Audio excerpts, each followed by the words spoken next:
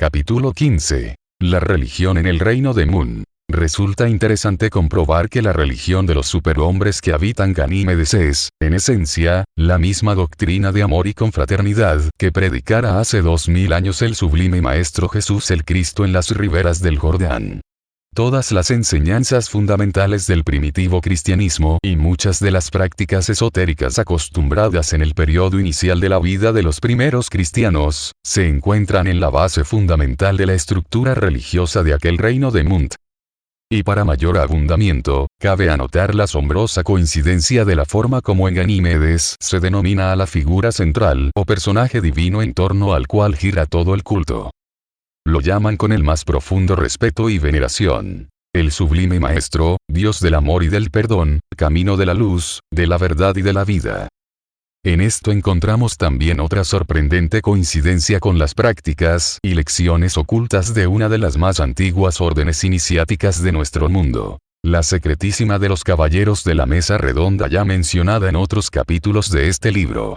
Entre los herméticos hermanos caballeros de esa tan antigua institución esotérica, se llama Cristo, en nuestro mundo, el sublime Maestro, Dios del amor y del perdón, camino de la luz, de la verdad y de la vida. La misma fórmula, exactamente idéntica, el mismo concepto y las mismas enseñanzas fundamentales. A través de milenios de separación en el tiempo, y de más de 760 millones de kilómetros de distancia en el espacio, ¿qué relación existe o ha existido entre ambos? No estamos capacitados para resolver este misterio. Pero vamos a ver, a medida que avancemos, otras muchas coincidencias y semejanzas estrechísimas entre la religión de ese mundo y varias doctrinas del nuestro. Pero si comprobamos abundantes concordancias, vemos, también, profundas y múltiples diferencias en la práctica religiosa, con respecto a la tierra. En primer lugar, allá solo hay una religión, como un solo gobierno. Esa proliferación de credos, que es una de las tantas causas de división entre nuestra humanidad, no existe allá. Su religión es la misma para todos, con una misma doctrina, una filosofía uniforme y una práctica igual en todos los confines del reino y para todos y cada uno de sus habitantes. El dogmatismo, tan común entre nosotros, ha sido superado por la explicación científica en la enseñanza religiosa, y por la comprobación metafísica en los diferentes planos cósmicos, tanto para la práctica general de los preceptos cuanto en la liturgia de los oficios de la profesión sacerdotal. En los capítulos anteriores manifestamos que el soberano reinante, allá es al mismo tiempo el sumo sacerdote. Pero el sacerdocio, en Ganímedes, no pretende apoderarse de la conciencia popular ni de dominar la voluntad y la mente de sus feligreses. En todos los niveles eclesiásticos, reducidos en verdad, pues solo hay 4 categorías entre el sacerdote común y el supremo pontífice, la diaria labor está enfocada, principalmente a la instrucción de las grandes verdades cósmicas, sólido sustento de toda la doctrina, y a las prácticas del culto que no tienen nada de teatral o espectacular y sí, mucho de comprobación objetiva de las enseñanzas previas o teóricas. Las ceremonias rituales son verdaderas pruebas demostrativas de la existencia y de la interconexión de los diferentes planos cósmicos, o de la naturaleza, de las fuerzas y energías que en ellos actúan y de la estrecha relación entre las diversas entidades superiores e inferiores que los pueblan. Cada ceremonia, cada rito, pone en evidencia alguna o a varias de esas fuerzas y entidades, porque el sexto sentido presente en todos, permite verlas, oírlas, unirse a ellas, si conviene, para realizar conjuntamente los maravillosos servicios que en tales oportunidades tienen lugar en beneficio general de todos. Cuando hablamos del matrimonio en el capítulo precedente, prometimos dar mayores datos sobre la ceremonia. Vamos a hacerlo, como un ejemplo de lo que se viene explicando.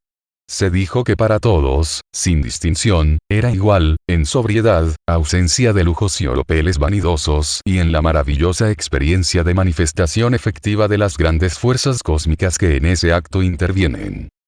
Los novios avanzan solos hasta el centro del templo, que invariablemente es de forma circular y en cuyo centro está ubicado el altar, una simple mesa, redonda y de metal dorado y refulgente, ante la cual los espera el sacerdote. Todos los demás asistentes, padres, parientes y amigos, se reparten en torno de ellos, pero a discreta distancia, llenando el amplio espacio y formando así un compacto círculo humano en cuyo centro permanece el triángulo integrado por los contrayentes y el sacerdote que rodean el ara. Todo ello tiene un significado cósmico profundo. El recinto simboliza al universo. Los concurrentes, ubicados en círculos en torno al altar, recuerdan los mundos y habitantes de nuestro sistema planetario, girando en sus órbitas alrededor del Sol representado por el ara. Y los tres personajes centrales de la ceremonia a realizarse vienen a ser el símbolo de la vida en aquel astro. No hay ninguna imagen, ningún objeto ni utensilio material sobre el altar. El sacerdote viste una larga túnica dorada, sin emblema de ninguna clase, y los novios son revestidos, en aquel momento por sus respectivos padres, con un sutil y vaporoso manto blanco. Ello simboliza la educación que los padres les dieron para elevar sus almas a los altos niveles de la pureza moral, mental y psíquica que todos están viendo, con el sexto sentido, en los brillantes resplandores de sus respectivas auras. Cumplido este primer rito y ocupando todos sus puestos correspondientes, comienza la ceremonia sacramental. El sacerdote eleva sus manos al cielo imitado por todos los asistentes, incluso los novios.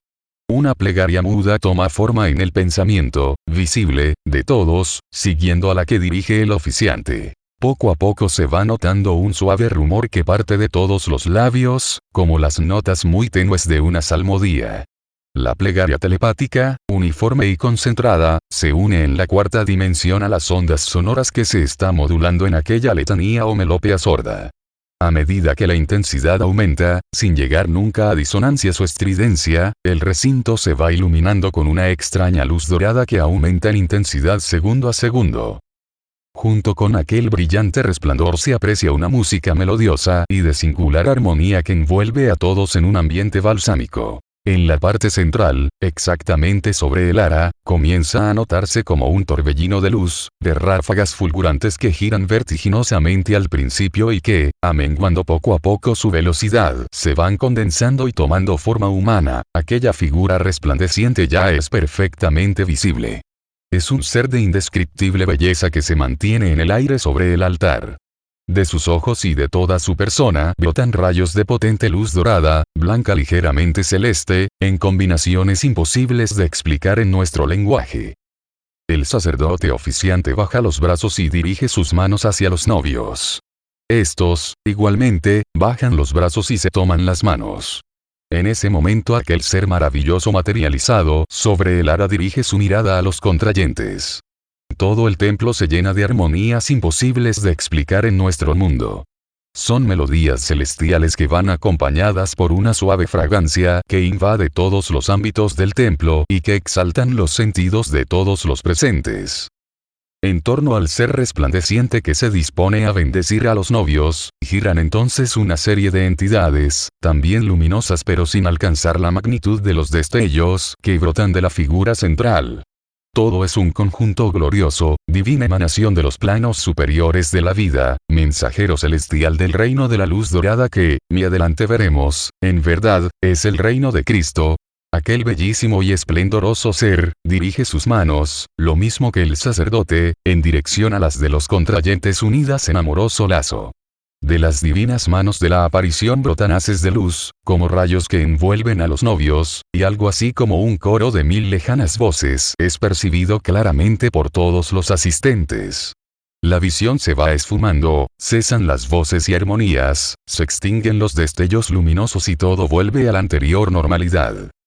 Los dos nuevos esposos acaban de formar un nuevo hogar consagrado, no por los hombres mortales como en la tierra, sino, directamente, por las altísimas entidades de aquel reino de la luz, del amor y de la vida al que tantas veces mencionara Cristo cuando, hace 2000 años, nos decía: mi reino no es de este mundo, seguidme, porque yo soy el camino, la verdad y la vida. Nos damos cuenta que a la mayoría de los lectores todo esto les parecerá fantástico. No podemos evitar que piensen así quienes ignoren las grandes verdades del cosmos. Es el mismo caso que, en otras partes de este libro, comparamos con lo que habrían pensado hace 100 o 200 años si les hubieran descrito en ese entonces nuestra actual televisión, radar, computadoras electrónicas o los viajes a la luna en máquinas comunicadas y controladas por control remoto. Quien ignora algo no está en condiciones de opinar sobre ello. Pero todo aquel que posea ya una cultura metafísica y que haya logrado algún adelanto en las ciencias esotéricas, comprenderá que nos estamos refiriendo a fenómenos positivos, a hechos reales y comunes en los planos superiores del cosmos.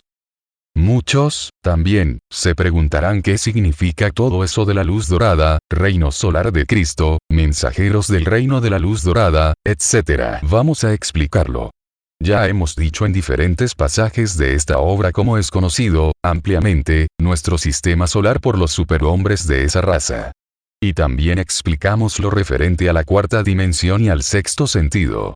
Con tal bagaje de conocimientos no es de extrañar que alcancen, en su ciencia y en su religión, a conocer que la estrella primaria de nuestro sistema planetario, el Sol, sea realmente la morada, el mundo en que se asienta la vida en un reino de la naturaleza enteramente superior a todo lo imaginable en la Tierra.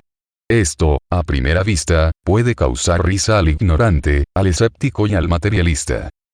Pero muchos científicos de nuestra época actual ya vislumbran que la vida puede manifestarse en miles de formas, no solo en las que nosotros comprendamos.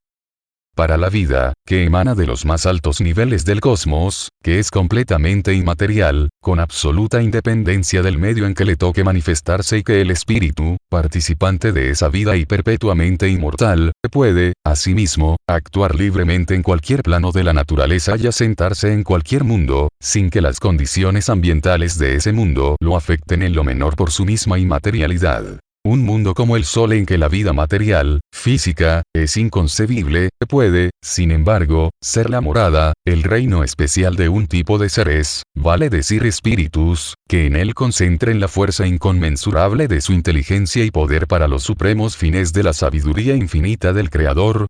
Y esta es la verdad. El Sol no es solamente el centro astronómico de nuestro sistema planetario, cuya fuerza de gravedad mantiene en sus órbitas a tantos otros cuerpos celestes. No es únicamente la fuente central de energías y fuerzas que irradia a todos ellos, como ya lo saben nuestra física, nuestra química y todas nuestras ciencias naturales y astronómicas. Es también el centro, la matriz, en una palabra el reino, en donde se concentran, como en una gigantesca central distribuidora, todas las fuerzas, todas las inteligencias, todos los poderes de la naturaleza y el cosmos relacionados con todos los mundos y todos los seres que integran la gran familia de su sistema planetario. Y esa central gigantesca, ese reino sideral no es otro que el reino cósmico, el trono supremo desde el cual gobierna todo un sistema solar, aquel sublime y gran espíritu a quien en la tierra denominamos el Cristo. Esto lo saben, con pruebas como todo, en Ganímedes. Y le dan los nombres más arriba mencionados. En cuanto a este punto, debemos manifestar que en la tierra también lo conocen muchos. En los grandes lamasterios del Tíbet y en algunos de la India y del Nepal se llama al Sol el país de la luz dorada y los grandes lamas han poseído siempre el secreto de este nombre. Entre los caballeros de la mesa redonda todo esto es conocido ampliamente, y lo mismo que en Ganímedes, denominan al Sol el reino de la luz dorada. Y en la más remota antigüedad, ¿por qué adoraban al Sol las más cultas y avanzadas civilizaciones de ese entonces? Egipto, Persia, Tiahuanacu, mayas, aztecas e incas centralizaron en el Sol el supremo culto de sus religiones y, bajo diferentes nombres por los léxicos distintos, pusieron al Sol a la cabeza de sus complicadas teogonías. En esos lejanos tiempos nos explicaba al pueblo las grandes verdades cósmicas ocultas en la simbología. Eran secretos conocidos por unos pocos sacerdotes, incluso no todos, sino los verdaderos iniciados en las ciencias herméticas, como aquellos hermanos de la Esfinge ya mencionados al principio de esta obra. Los historiadores comunes creyeron ver en ello, en el culto al Sol, el reconocimiento, solamente, de las fuerzas y energías físicas, luz, calor, etc., que dan vida químico-física a los mundos dependientes del astro rey. Así lo explicaron a la posterioridad. Pero quienes han estudiado, en distintas épocas, la metafísica profunda en aquellas escuelas esotéricas tantas veces mencionadas, saben que existen muchas pruebas del otro aspecto, coincidentes en todo con lo que en Ganímedes constituye una verdad comprobada y un fundamento esencial de su religión. A este respecto podemos decir que en el Tíbet, antes de que la China comunista lo invadiera convirtiéndolo en provincia suya, los Dalai Lamas y los más altos lamas conocían y guardaban en el más cuidadoso secreto un voluminoso papiro egipcio de los tiempos de la segunda dinastía, vale decir más de 5000 años, que la tradición hacía llegar hasta su lejano país conducido por dos hermanos de la Esfinge en la época en que se estaba derrumbando el reino de los faraones por la decadencia de los Ptolomeos. Es conocido en todas las escuelas ocultas de los misterios antiguos el éxodo de los últimos hermanos de la Esfinge antes de que llegaran los romanos a conquistar las tierras del Nilo. Se sabe cómo se repartieron por el mundo, estableciendo nuevas escuelas de su ciencia en diferentes lugares de la Tierra. Los Rosacruces de la Europa medieval fueron una de ellas. Y en el voluminoso rollo de papiros confiado a la custodia y perpetua instrucción de los más sabios lamas del Tíbet, entre muchas enseñanzas relacionadas con el cosmos, estaba la que se refiere al Sol como sede central de un reino de grandes espíritus, dioses de los mundos que lo envuelven, que gobiernan los cielos y la tierra, a los hombres, animales y plantas, y a todas las cosas que dependen del dominio y voluntad supremas de Amon-Ra. Esta alusión no puede ser más clara. Interpretando las amplias lecciones del papiro, a la luz de los conocimientos emanados del sexto sentido y de la cuarta dimensión, Amon-Ra, el padre de la teogonía del antiguo Egipto, no es solo el disco solar, el astrofísico central de nuestro sistema planetario, sino el gran espíritu que lo rige como rey y señor de todo el sistema. Y ese gran ser, reconocido y reverenciado por los hermanos de la Esfinge, por los magos de Zoroastro en la antigua Persia, por los sacerdotes iniciados de los mayas, aztecas e incas, es el mismo a quien los hombres del reino de Mund consideran el sublime maestro, Dios del amor y del perdón, camino de la luz, de la verdad y de la vida. Si todas estas cosas hubieran sido conocidas por los sacerdotes de las diversas regiones de la tierra, en diferentes lugares y épocas, cuántos errores y crímenes se hubiera evitado. Pero nuestra humanidad estaba, todavía, en la infancia de la evolución. No puede extrañarnos que así sea si comparamos a los pueblos con los individuos que los forman. ¿Qué distancia tan grande, en facultades, experiencia, sabiduría y poder hay entre un niño tierno y un adulto instruido? Y esa distancia se multiplica hasta lo infinito si tomamos como elementos de comparación a dos seres pertenecientes a tipos o niveles de evolución muy separados. Por ejemplo, al miembro de una raza de pigmeos de la Australia y a uno de nuestros hombres de ciencia actuales. Y esa progresión, como ya se ha dicho, alcanza al infinito. Libra ese el resultado ineludible de las leyes cósmicas gobernantes de la evolución universal. Ya esto lo tratamos al ocuparnos de la cuarta dimensión y al explicar la ley de la reencarnación. Ya que llegamos a este punto, hemos de anotar, también, que el conocimiento profundo y comprobado por la experiencia en la cuarta dimensión, de la ley cósmica de la evolución progresiva universal y de la reencarnación, constituyen verdaderos pilares fundamentales de la religión en Ganímedes. Por todo lo explicado en la segunda parte de este libro, nos abstenemos de repetir información que sería redundancia. Pero tenemos que mencionar ciertas coincidencias notables entre los conceptos y fundamentos religiosos de esa raza y nuestra humanidad, procurando esclarecer divergencias de opinión y los graves errores que en la Tierra ha motivado su ignorancia. No vamos a detenernos, mayormente, en las religiones antiguas y modernas que participan de aquel conocimiento, como las de la India y el Tíbet. Ni de repetir el vasto dominio que del tema existe en todas las escuelas esotéricas. Queremos referirnos, muy particularmente, al gran bloque cristiano, sin diferencias de iglesia, por ser el cristianismo la última y más elevada concepción religiosa a que ha llegado el proceso evolutivo correspondiente en la etapa actual de nuestra civilización. Hemos venido explicando que la religión en Ganímedes participa de todos los elementos esenciales contenidos en las sublimes enseñanzas de Cristo, y que la diferencia que pueda haber entre la denominación y concepto absoluto del personaje se deben, únicamente, a diferencias de léxico, muy pequeñas y relativas, pero en mayor grado a la distancia enorme del desarrollo evolutivo de ambas humanidades. Todas las lecciones substanciales de la doctrina crística están presentes, de manera inconfundible, en la doctrina básica de la religión de Munt. Y no solo están presentes como cuerpo de doctrina y como guía filosófica. Son verdaderas fuerzas vivas que tienen su manifestación objetiva en el desarrollo moral, psíquico y mental de todos los seres que habitan ese mundo. ¿De qué manera han podido grabarse con tal intensidad, con tan poderoso influjo en la mente y en el alma de toda esa humanidad? Primero, por los métodos de enseñanza de padres, maestros y sacerdotes, que jamás pretendieron obligar a creer determinada verdad como un dogma impuesto y no explicado. Y en segundo lugar, por aquel sexto sentido que permitió a todos, maestros y discípulos, comprobar la realidad de la enseñanza en todos los niveles de la vida, desde el mundo físico hasta dominios superiores a la cuarta dimensión. Y así se ha comprobado, desde los tiempos remotos del planeta amarillo de origen, el proceso evolutivo y su inmediato instrumento, la reencarnación. Esta gran verdad, sin la cual no tiene lógica ni explicación la variedad de estados, formas y niveles de vida desde lo más ínfimo hasta lo supremo, en todo el universo, también fue enseñada en la tierra por Cristo. Tomemos la Biblia.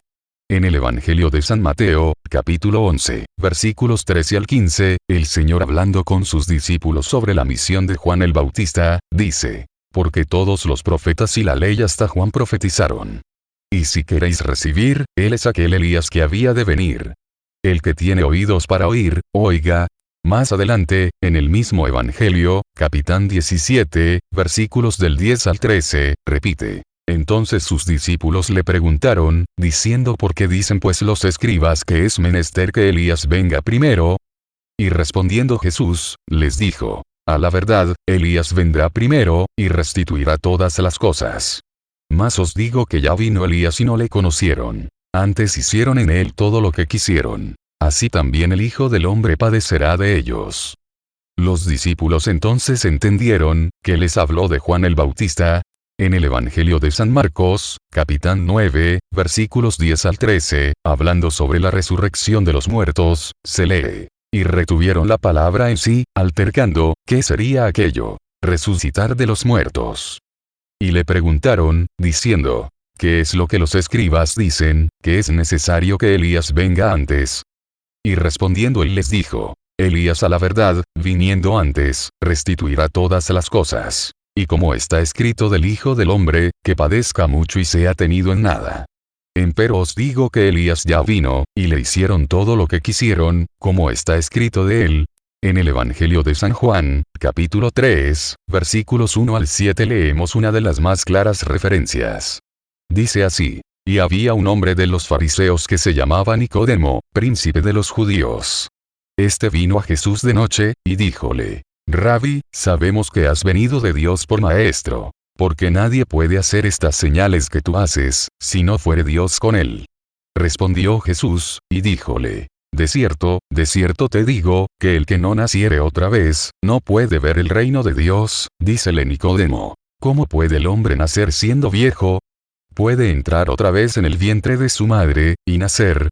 Respondió Jesús: de cierto te digo, que el que no naciere de agua y del Espíritu, no puede entrar en el reino de Dios. Lo que es nacido de la carne, carne es. Y lo que es nacido del Espíritu, Espíritu es. No te maravilles que te dije: os es necesario nacer otra vez. A través de los siglos se ha pretendido interpretar sofísticamente estas concretas palabras del Salvador, empleando los más complicados juegos de la dialéctica teológica. Pero Cristo refrenda su afirmación a Nicodemo con estas palabras: de cierto te digo que el que no naciere de agua y del Espíritu, no puede entrar en el reino de Dios. Todos sabemos que para nacer, el cuerpo físico pasa un periodo de 9 meses en el claustro materno dentro de una bolsa llena de agua que es la placenta. Así pues, confirma la necesidad de volver a nacer en cuerpo físico, o de carne, y con su correspondiente ego, o sea el espíritu. Y vuelve a repetirle: no te maravilles que te dije, os es necesario nacer otra vez. ¿Puede haber declaración más concreta, directa y objetiva sobre la ley de reencarnación? A través de la Biblia hay muchos ejemplos. Estos nos bastan. En los registros acásicos, plano cósmico en que está grabado todo cuanto ha sucedido y sucede en un mundo, plano que también es conocido por las escuelas iniciáticas con el nombre de memoria de la naturaleza y en el que se encuentran las fuentes de la profecía, por encerrar en sus regiones superiores todo el pasado, el presente y el futuro, se puede ver cómo se enseñaba todas esas verdades suprafísicas a los primeros cristianos. Y en los tiempos de las persecuciones romanas, en el secreto de las catacumbas y de las reuniones clandestinas, toda esa enseñanza fue la clave de la misteriosa fuerza demostrada por los miles de mártires cristianos, que marchaban a la muerte con la entereza, la serenidad y hasta en muchos casos la alegría de quien está seguro que la muerte no es la destrucción final, y que a través de ella lo espera un futuro promisorio y bello. Cabe, ahora, preguntarse: ¿por qué se olvidó, ocultó y negó posteriormente la enseñanza de la reencarnación en el cristianismo? En efecto, a partir del primer concilio ecuménico de Nicea, en el año 325 de la nueva era cristiana, y de los posteriores concilios de esa centuria, cuando se inicia la vida pública y libre de la Iglesia, al amparo de los decretos del emperador Constantino y con la ya naciente protección del Estado para la nueva religión, se va olvidando la enseñanza esotérica de aquella gran verdad del cosmos, hasta perderse por completo en los siglos tenebrosos, de ignorancia y de superstición, de la Edad Media. No pretendemos investigar el misterio de su desaparición, del conjunto doctrinario que después se ha predicado a todos los cristianos en los siglos posteriores. Pero ahí están, en los evangelios, las palabras categóricas, las afirmaciones positivas de Jesucristo a Nicodemo sobre la necesidad, ineludible, de volver a nacer, de renacer, para poder llegar al reino de Dios. Y a medida que aumentaba el poder de la Iglesia, que se acrecentaban sus riquezas materiales y su dominio sobre las conciencias de los pueblos y de sus gobernantes, se difundían más los dogmas creados por los hombres, y se explicaba menos los grandes misterios del cosmos, las profundas e inmutables leyes fundamentales de la vida, que en pocos años transformarán en titanes a los primitivos cristianos, como lo prueban las licias heroicas de los mártires del primero y segundo siglos. ¿Por qué se apartaron, en muchos aspectos de básica importancia, los gobernantes de la Iglesia del medioevo, de la esencia y del camino trazado por el Salvador? Ejemplos de esto hay muchos en la historia. Que lo digan, si no, los ríos de sangre vertidos por los cruzados, en nombre del Dios del amor, del perdón, de la paz y de la confraternidad humana. ¿Cómo explicar esa abominable institución, sarcásticamente llamada la Santa Inquisición? Y las aberraciones, crímenes y violencia practicadas hasta por papas y cardenales, entre el medioevo y el renacimiento, y que fueran la causa de los cismas protestantes y de las guerras de religión, que, hasta hoy, enfrentan a unos cristianos contra otros, convirtiéndolos en fieras, como estamos, todavía, contemplando en la convulsionada Irlanda, y, todo esto en nombre de un Dios de amor, de paz y de humildad. No seguiremos adelante. Solo hemos querido hacer una ligerísima comparación entre nuestro cristianismo y el cristianismo esotérico de los hombres de Ganímedes. Allá no existe el símbolo cristiano del crucificado, porque en esa civilización no se crucificó jamás al Rey del reino del amor, de la verdad y de la luz, como lo crucificamos desde los días del Calvario, hasta ahora, en todos los pueblos, en gran parte de las almas y de las instituciones de este mundo, y por todo eso es que se reveló al discípulo vidente, en la isla de Patmos, el Apocalipsis, transcrito por San Juan. Y esa profecía tremenda, que ya se está cumpliendo, terminará muy pronto en los próximos 30 años. Y en ella, también, está señalada la misión que, por designios del reino de la luz dorada, comienzan a cumplir, con sus continuas visitas a la Tierra, las astronaves del reino de Munt. Faltan muy pocos años para que toda nuestra humanidad contemple, absorta, la llegada de numerosas escuadras que traerán a los superhombres de esa raza, en el desempeño de la misión apocalíptica que han sido designados, misión que trataremos de explicar en los próximos capítulos y que tiene la más íntima relación con el juicio final prometido por el Salvador.